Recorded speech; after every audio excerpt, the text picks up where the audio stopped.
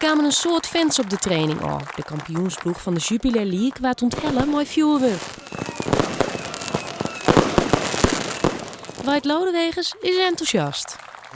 Mensen langs de lijn heen, vuurwerk erbij.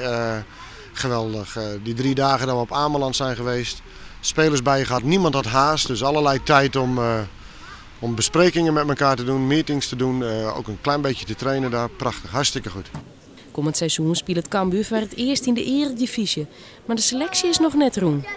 Ja, en voor de trainer is het hoe eerder hoe beter. Alleen soms is het ook dat je een beetje geduld moet betrachten. We zijn niet een club met een hele grote dikke portemonnee. Nee. En in sommige gevallen moet je ook iets meer geduld hebben. Hè. Maar we zijn volop bezig met allerlei dingen. Leeuwin is er dan alweer bijgekomen. En ik hoop van de week dat er nog 2 of 3 bij komen, dat dat definitief wordt. Er komen wat stagiaires komen er langs. En, waar we hele goede berichten over gehoord hebben. Dus ja, er moet nog wel wat gebeuren, maar alle vertrouwen in.